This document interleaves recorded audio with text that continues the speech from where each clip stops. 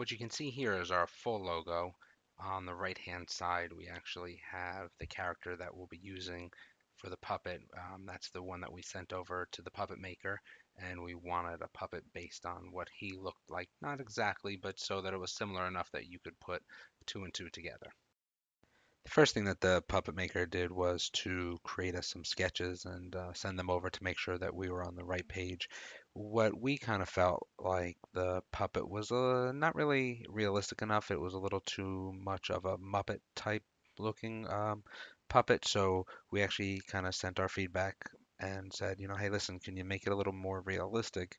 And that's what we got back the second time. The second time we did get some more realistic looks at the puppet, and those are what the puppet maker used in starting the creation process.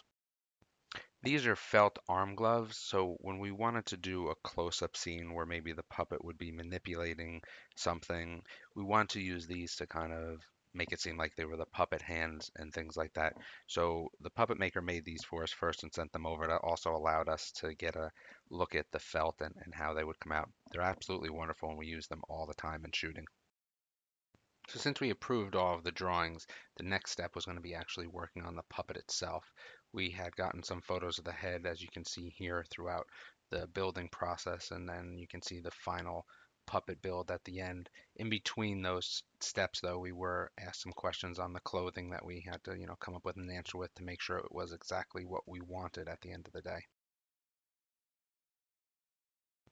In this last stage here just shows the puppet in action. We have a green screen and some motion backgrounds. And while the lighting wasn't perfect while we did this, this is kind of our first attempt. We have to actually get a little bit better at manipulating the puppet and using him on screen. Special thanks to J&W's Wicked Puppet Factory for helping us make the puppet from our logo and for being great during the whole process. I suggest you check them out if you have any puppet making needs. Thank you.